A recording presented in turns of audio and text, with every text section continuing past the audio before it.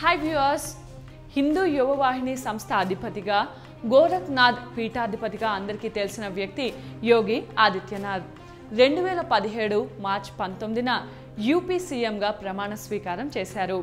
రోజు 16 గంటలు పనిచేస్తున్నారు సీఎం యోగి ఆదిత్యనాథ్. ఆయన స్పీడ్ను అందుకోవడం ఎవరికీ సాధ్యం కావట్లేదు. ఒకటంటే కనీసం ఒక్క కేబినెట్ మీటింగ్ కూడా నిర్వహించకముందే యోగి ఆదిత్యనాథ్ వారం రోజుల్లో తీసుకున్న నిర్ణయాలు హాఫ్ సెంచరీని దాటాయి. వారం రోజుల్లో తీసుకున్న 50 నిర్ణయాల్లో కొన్ని ప్రశంసలు అందుకుంటే కొన్నిటిపై విమర్శలు వెల్లువెత్తాయి. యూపీ సీఎం ఆదిత్యనాథ్ తనదైన స్టైల్లో దూసుకెళ్తున్నారు. డేరింగ్ నిర్ణయాలు తీసుకుంటూ దూకుడు చూపిస్తున్నారు. మంత్రులను, అధికారులను పరుగులు పెట్టిస్తున్నారు. అవినీతి నేతలకు, మాఫియాకు దడ పుట్టిస్తున్నారు యోగి. యూపీలోని యోగి నిర్ణయాలు ఇప్పుడు హాట్ టాపిక్గా మారాయి. ఒక కేబినెట్ మీటింగ్ పెట్టకుండా ఆయన తీసుకుంటున్న నిర్ణయాలు దేశవ్యాప్తంగా సంచలనంగా మారాయి.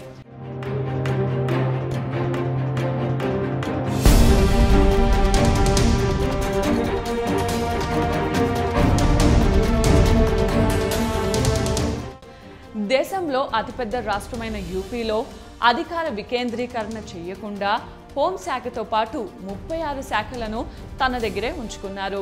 ప్రమాణ స్వీకారం చేసిన వెంటనే చట్టవిరుద్ధంగా నడుస్తున్న కబేళాలను మూసివేశారు. జంతు వధశాలలను మూసివేతకు కార్యాచరణ ప్రణాళికను రూపొందించాలని పోలీసు అధికారులను ఆదేశించారు. గోవుల అక్రమ రవాణాపై పూర్తి నిషేధం విధిస్తూ కూడా ముఖ్యమంత్రి ఆదేశాలిచ్చారు.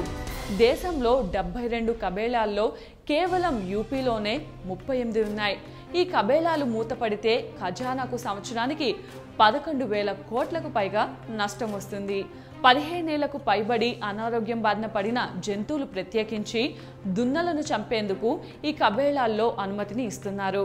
2014 నివేదిక ప్రకారం దేశంలోనే మాంసం తయారీలో యూపీ వాటా 19% పైగా ఉంది.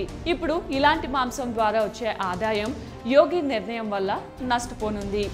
ఆ వెంటనే 11 జిల్లాల్లో యాంటీ రోమియో స్క్వాడ్ ఏర్పాటు చేశారు. యూపీ అంటే గుర్తొచ్చేది దారుణమైన శాంతి భద్రతలు.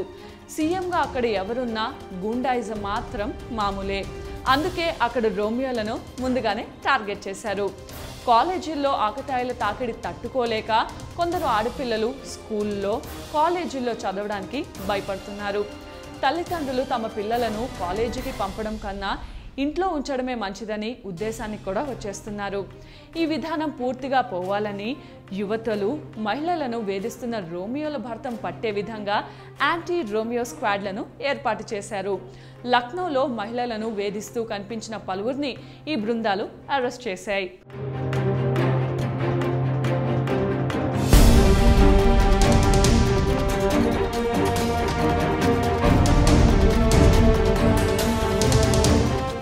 పాఠశాలలు, కళాశాలలు, దుకాణాల దగ్గర పోలీసుల బృందాలు నిరంతరం తిరుగుతూ ఆకతాయిలను అదుపులోకి తీసుకుంటామని అధికారులు తెలిపారు. ఇలాంటి వారిపైన గూండా యాక్ట్ ప్రకారం చర్యలు తీసుకోనున్నట్టు చెప్తుంది యూపీ ప్రభుత్వం. ఇక మానస సరోవర యాత్రికులకు ఇచ్చే సబ్సిడీని 50,000 నుంచి ₹1,00,000 పెంచారు. ఇది అందరి ప్రశంసల్ని అందుకున్న నిర్ణయాల్లో ఒకటి. మంత్రులు, అధికారులు ఉదయం 10 గంటల కల్లా ఆఫీస్లో ఉండాలని వార్నింగ్. త్వరలో ప్రతి గవర్నమెంట్ ఆఫీసులో బయోమెట్రిక్ మెషిన్స్ ఏర్పాటు చేసి అటెండెన్స్ని రిపోర్ట్ చేసే పద్ధతిని అమలు చేయాలని ఆదిత్యనాథ్ నిర్ణయం చేశారు. ఓవర్ యాక్షన్ చేస్తే తాట తీస్తామంటూ హెచ్చరించారు యోగి. అలాగే వీఐపీ కల్చర్పై ఉక్కుపాదం మోపారు. ప్రభుత్వ ఆఫీసుల్లో స్వచ్ఛ భారత్ స్కీమ్ కూడా అమలు జరుగుతోంది. పరిశుభ్రతకు ప్రాధాన్యతను ఇచ్చిన యోగి ప్రభుత్వ ఆఫీసులు, స్కూళ్లు, కాలేజీల్లో పాన్, పొగాకు ఉత్పత్తులపై నిషేధం విధించారు. ఉద్యోగులు, సిబ్బంది ఇలాంటి వాటిని ఉపయోగించకూడదని స్పష్టం చేశారు. పాత సచివాలయంలోని ఒక భవనం గోడలపై పాన్ మరకలు ఉండడాన్ని చూసి ఆదిత్యనాథ్ ఆగ్రహం వ్యక్తం చేశారు. సర్కార్ కార్యాలయాల్లో ప్లాస్టిక్ పైన బ్యాన్ విధించారు. పర్యావరణం కోసం ప్లాస్టిక్ వాడకాన్ని మానుకోవాలని ఆదేశించారు.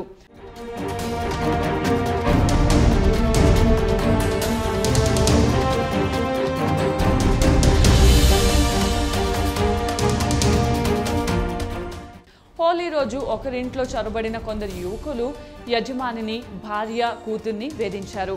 ఈ విషయంపై బాధితుడు ట్విట్టర్లో ట్వీట్ చేయడంతో సీఎం యోగి తక్షణం స్పందించారు. స్థానిక పోలీస్ స్టేషన్లో ఫిర్యాదు చేసినా స్పందించకపోవడంతో ముఖ్యమంత్రిని ఆశ్రయించామని ఆయన మీడియాకు తెలిపారు. సీఎం ఆదేశాల మేరకు పోలీస్ ఉన్నతాధికారులు కుటుంబ సభ్యులతో మాట్లాడి వారికి వైద్య పరీక్షలు జరిపించారు. నిందితుల కోసం గాలిస్తున్నామని, వారిపై మరిన్ని సెక్షన్ల కింద కేసు పెడతామని పోలీసులు తెలిపారు. ఇలా ఒకటా రెండా, యోగి తీసుకుంటున్న ప్రతి నిర్ణయం ఒక సంచలనం. అలాగే జూన్ 15 నాటికి రోడ్లపై గుంతలు ఉండొద్దని ఆదేశించారు. ప్రభుత్వ పాఠశాలలో ఉపాధ్యాయులు టీ-షర్ట్లు ధరించడం నిషేధం. రేషన్ మాఫియా భరతం పట్టాలని ఆదిత్య పోలీసులకు ఆదేశించారు. పేదలకు రేషన్లు ఇస్తూనే నకిలీల ఆట కట్టాలని ఉత్తర్వులు జారీ చేశారు. రైతుల కోసం మూతపడిన చక్కెర మిల్లులు పునరుద్ధరణకు నివేదిక ఇవ్వాలని ఆదిత్యనాథ్ ఆదేశించారు. నేర చరిత్ర ఉన్న కాంట్రాక్టర్స్ని తీసివేసి నిజాయితీ ఉన్న వారికి కాంట్రాక్ట్ అప్పగించాలని ఆదేశాలు జారీ చేశారు. అధికారులు, మంత్రులు ప్రభుత్వ ఫైల్స్ ఇంటికి తీసుకువెళ్ళకూడదని, ఆఫీస్ అవర్స్లోనే వాటిని క్లియర్ చేయాలని ఆదిత్యనాథ్ సూచించారు. ప్రతి పోలీస్ స్టేషన్ రిసెప్షన్లో 2 పోలీసులు ఉండాలని, వారిలో ఖచ్చితంగా ఒక మహిళా పోలీసు ఉండాలని సీఎం ఆదేశం. రాష్ట్రంలో పోలీస్ స్టేషన్లో మంచి సదుపాయాలు ఏర్పాటుతో పాటు మరింత మంది మహిళా పోలీసులను రిక్రూట్ చేసుకోవాలని ఆదేశించారు. గవర్నమెంట్ ఆఫీసుల్లో సీసీటీవీ కెమెరాలు ఏర్పాటు చేయాలని కూడా ఆదేశించారు. మంత్రులందరూ 15 రోజుల్లోగా వారి ఆస్తుల వివరాలు ప్రభుత్వానికి అందజేయాలని సీఎం ఆదేశించారు. ఇలా చేయడం వల్ల యూపీ ప్రజలని ఆనందంలో ముంచెత్తుతుంది.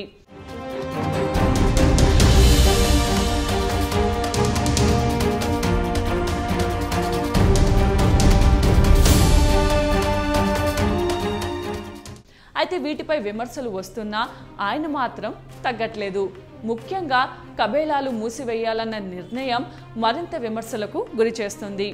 ఇలా చేయడం చికెన్ వ్యాపారంపై తీవ్ర ప్రభావం చూపుతుందంటున్నారు. ఆదిత్యనాథ్ తన నిర్ణయం మార్చుకోకపోతే యూపీలో పౌల్ట్రీ రైతులకు ఆత్మహత్యలే గతి అంటున్నారు. బీఎస్పీతో పాటు సమాజ్వాదీ పార్టీ కూడా ఆదిత్యనాథ్పై మండిపడుతున్నారు. కబేళాలు మూసివేయడం వల్ల చాలా మంది రోడ్డున పడినట్లు తెలిపారు బీఎస్పీ ఎంపీ నరేష్ అగర్వాల్. అయితే యోగి ఏమాత్రం తగ్గట్లేదు. తన నిర్ణయాలతో దూసుకుపోతున్నారు. యోగి తన నిర్ణయాలతో రాష్ట్రాన్ని రైట్ ట్రాక్లో పెడితే ఈ ఎలక్షన్స్లో కమలం మళ్ళీ ఉత్తరప్రదేశ్లో మాక్సిమం సీట్లు కొట్టేస్తుంది. ఈ వీడియో మీకు నచ్చినట్టయితే లైక్ చేయండి, షేర్ చేయండి. అలాగే మరిన్ని లేటెస్ట్ వీడియోస్ కోసం మా ఛానల్ని ఇప్పుడే సబ్స్క్రైబ్ చేసుకోండి.